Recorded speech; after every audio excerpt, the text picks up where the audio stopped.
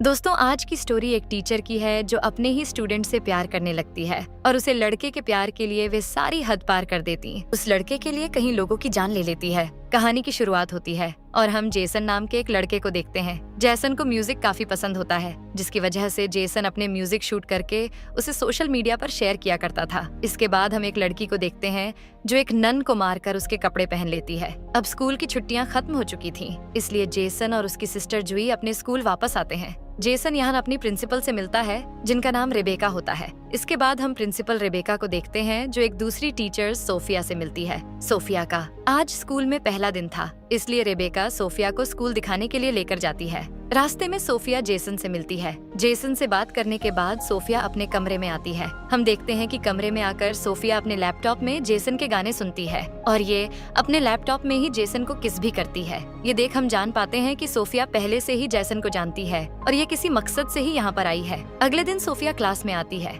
Class में Sophia Jason को एक लड़की से बात करते हुए देखती है। इस लड़की का नाम सारा होता है। इन दोनों को बात करता देख सोफिया को काफी जलन महसूस होती है, इसलिए सोफिया सारा को जेसन से दूर बैठा देती है, क्योंकि सोफिया खुद जेसन को लाइक करती थी। क्लास खत्म होने के बाद हम देखते हैं कि जेसन सारा को किस कर रहा था कि तभी यहाँ पर सोफिया आती है। सोफिया इन दोनों को किस करता देख लेती है। सोफिया यहाँ काफी जलन महसूस करती है, इसीलिए सोफिया यहाँ आकर जेसन को क्लास में जाने को कहती है। जेसन के क्लास में जाने के बाद सोफिया यहाँ सारा पर गुस्सा होती है और ये सारा को जेसन से दूर रहने के लिए भी कहती है। क्लास खत्म होने के बाद सोफिया जेसन से कुछ इम्पोर्टेंट बात करने के लिए अपने कमरे में आने के लिए कहती है। जेसन जब सोफिया से मिलने आता है तब ये यहाँ देखता है कि सोफिया अपने कपड़े चेंज कर रही होती है। दरअसल ये सोफिया का एक प्लान होता है ताकि ऐसा करके ये जेसन को अपनी तरफ अट्रैक्ट कर सके। लेकिन जेसन जब सोफिया को आधे कपड़ों में देखता है तो ये सोफिया से मिले बिना ही यहाँ से चला जाता है। ये देख सोफिया काफी खुश होती है क्योंकि इसने जो प्लान बनाया था वो कामयाब होता है। अब वीकेंड के समय जेसन अपने घर जा रहा था कि तभी सारा यहाँ जेसन से मिलने आती है।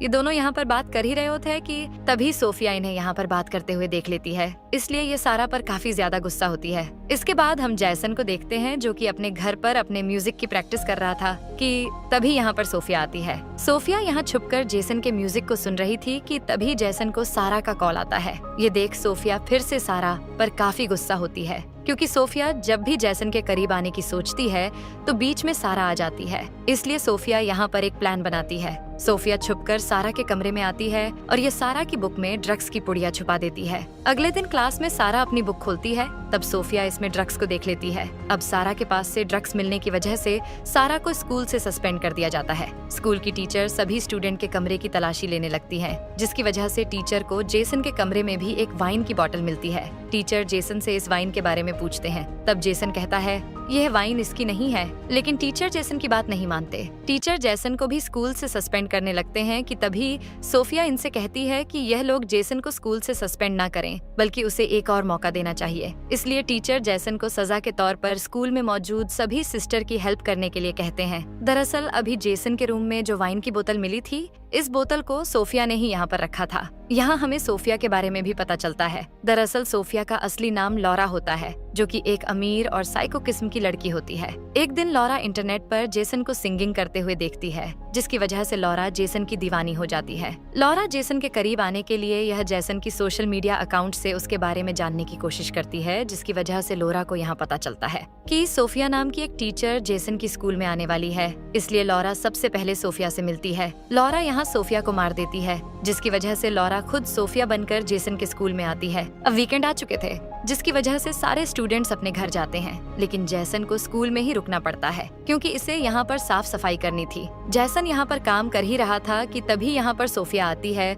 जो जेसन की मदद करने लगती है। सोफिया यहाँ अपने कपड़ों के बटन खोलकर जेसन को अपनी तरफ अट्रैक्ट करने की कोशिश करती है। इसी रात जेसन अपने कमरे में सो रहा था कि तभी सोफिया यहाँ आती है। सोफिया जेसन के पास आती है तो जेसन की नींद खुल जाती है। सोफिया यहाँ जेसन को किस करने लगती है, लेकिन जेसन को यह सब ठीक नहीं लगता है क्योंकि जेसन सोफिया को अपनी टीचर मान रहा था। लेकिन सोफिया जेसन को अपनी बातों में फंसाती है, जिसकी वजह से जेसन सोफिया के साथ धमाक करता है। अगले दिन जेसन को काफी बुरा लग रहा था कि उसने अपनी ही टीचर की रगड़ाई करे डाली। जेसन जब अपने कमरे में नहीं होता तब सोफिया यहाँ पर आती है और ये यहाँ जेसन के कपड़ों को स्मेल करने लगती है। अगले दिन क्लास में टेस्ट होता है, जहाँ जुई को काफी कम नंबर मिलते हैं। कम नंबर मिलने से जुई काफी उदास होती है, लेकिन सोफिया जुई से कहती है कि तुम टेंशन ना लो, क्योंकि मैं दोबारा से टेस्ट लूंगी। ये सुनकर जुई काफी खुश होती है। जुई जब अपने दूसरा टेस्ट देने के लिए क्लास में आती है तभी यहाँ पर आंसर शीट को देखने लगती है कि तभी यहाँ पर सोफिया आ जाती है, जो जुई को आंसर शीट देखते हुए पकड़ लेती है। दरअसल शीट को सोफिया ने ही यहाँ पर रखा था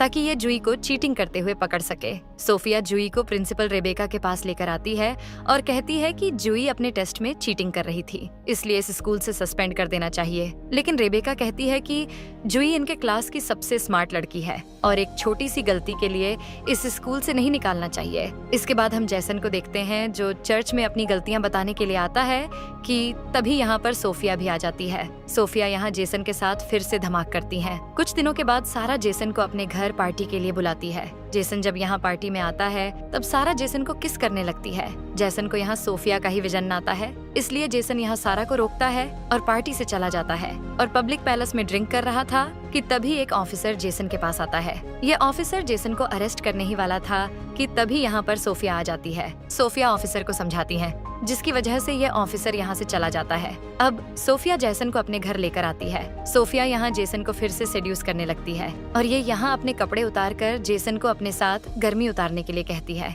लेकिन जेसन को ये सब ठीक नहीं लगता और यहाँ से उठकर चला जाता है। अगले दिन क्लास शुरू होती है। प्रिंसिपल रेबेका सारा को क्लास में लेकर आती है। सारा को देखकर सोफिया का सारा मूड खराब हो जाता है। सोफिया जेसन को सारा से दूर रहने के लिए कहती है, लेकिन जेसन सोफिया की बात नहीं मानता और ये सोफिया के सामने ही सारा से बात करता है। ये सब देखकर सोफिया को काफी गुस्सा आता है, इसलिए रात में सारा जब अपने कमरे में नहा रही थी तब यहाँ पर सोफिया आती है जो सारा को वॉशरूम में ही मार डालती है। इसके बाद जब जुई सारा से मिलने आती है तब ये यहाँ सारा को मरा हुआ देखती है। सारा की मौत से जेसन और जुई काफी दुखी होते हैं। जेसन को यहाँ लग रहा था कि सोफिया ने ही सारा को मारा है, इसलिए ये सोफिया से उसके बारे में पूछता है, लेकिन सोफिया जेसन को कुछ भी नहीं बताती और यहाँ से चली जाती है। अब फिर से वीकेंड आ चुका था, इसलिए जेसन और जुई वापस अपने घर आते हैं। घर आकर जुई जेसन को काफी परेशान देखती है, इसलिए ये जेसन से परेशान होने का कारण पूछती है। तब जेसन जुई को सोफिया के बारे में सारी चीज बता देता है कि कैसे सोफिया उसे ब्लैकमेल कर रही है। जुई जब जेसन की बात सुनती है तब यह सोफिया के बारे में जानने की कोशिश करती है। एक दिन सोफिया जब अपने कमरे से बाहर होती है